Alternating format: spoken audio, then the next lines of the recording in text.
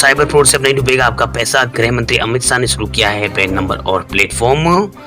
Cyber fraud की बढ़ती घटनाओं की वजह से वित्तीय नुकसान को रोकने के लिए केंद्रीय गृह मंत्रालय ने नेशनल हेल्पलाइन नंबर 155260 और रिपोर्टिंग प्लेटफॉर्म की शुरुआत यहां पर की है। गृह मंत्रालय की ओर से जारी बयान में कहा गया है कि नेशनल हेल्पलाइन नंबर और रिपोर्टिंग प्लेटफॉर्म उस व्यक्ति को ऐसे मामलों की शिकायत करने के लिए एक मैकेनिज्म मुहैया कराता है ताकि उसकी गाड़ी कमाई की जो मेहनत की कमाई है उसे गंवाने से बचाया जा सके। वही लोगों को डिजिटल एक सुरक्षित यहाँ पर इकोसिस्टम देने के लिए गृह मंत्री अमित शाह के नेतृत्व में इस हेल्पलाइन नंबर और रिपोर्टिंग प्लेटफॉर्म को शुरुआत यहाँ पर किया गया है।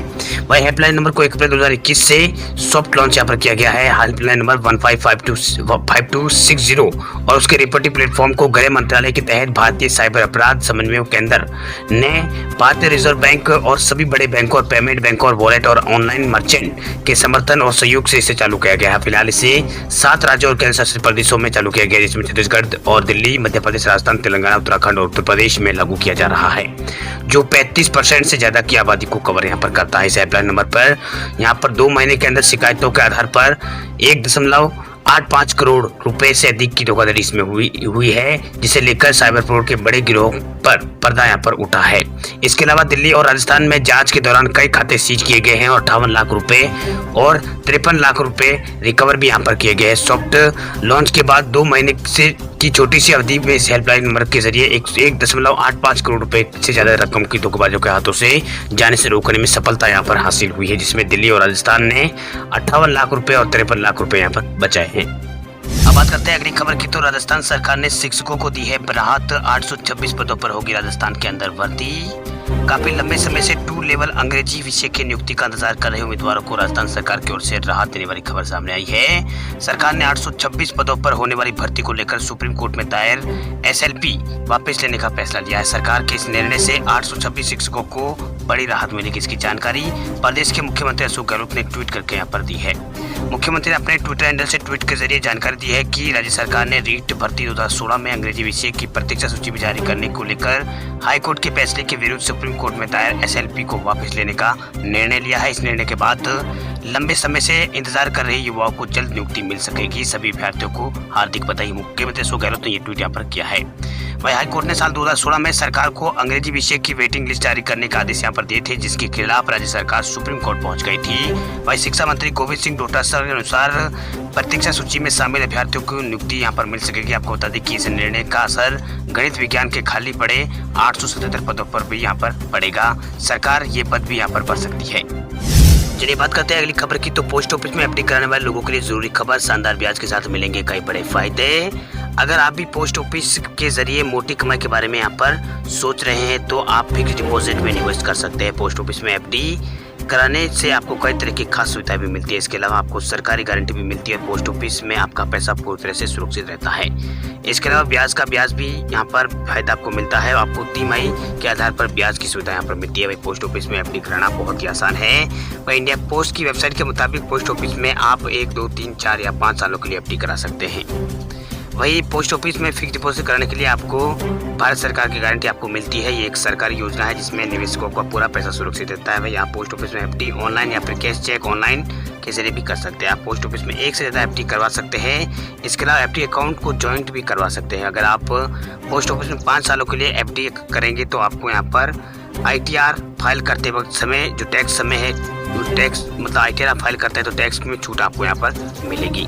वही एक पोस्ट ऑफिस में आपकी एफडी दूसरे पोस्ट ऑफिस में आसानी से आपको ट्रांसफर करवा सकते हैं। वही पोस्ट ऑफिस में एफडी कराने के लिए चेक या फिर कैश लेकर खाता खोल सकते हैं। वही अकाउंट खोलने के लिए न्यूनतम 1000 रुपये लगते हैं। इस अकाउंट में मैक्सिमम राशि जमा कराने की कोई समय सीमा यहाँ पर नहीं है। अब बात करते हैं अगली खबर की, उत्तर प्रदेश की योगी सरकार का बड़ा ऐलान। गरीब परिवारों को फ्री मिलेगा राशन और पैसा।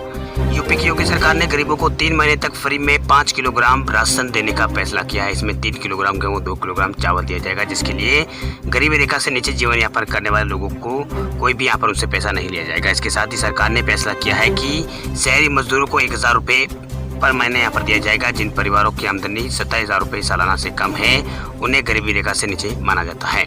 आपको बता दें कि कोरोना महामारी की वजह से पूरे प्रदेश में लॉकडाउन होने की वजह से कमाई के सभी स्रोत ठप हो गए थे, जिसकी वजह से गरीब परिवारों के सामने भरण पोषण का खर्च उठाना काफी मुश्किल हो गया था। अब उत्तर प्रदेश सरकार ने इस मुश्किल की घड़ी में गरीब परिवार को राहत देने के लिए बहुत ही सराहनीय कदम यहाँ पर उठाया है।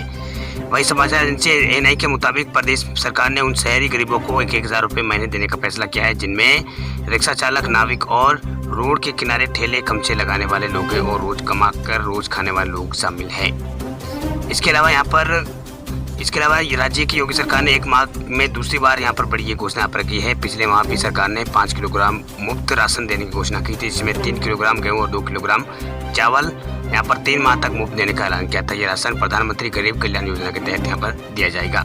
चलिए बात करते हैं अगली खबर की। तो हरियाणा सरकार ने कंप्यूटर टीचर और लैब अटेंडेंट का वेतन 3-3 हज़ार बढ़ाया। हरियाणा शिक्षा विभाग ने अस्थायी तौर पर काम कर रहे कंप्यूटर टीचर और लैब अटेंडेंट का तनख्वाह को यहाँ पर बढ़ाया है।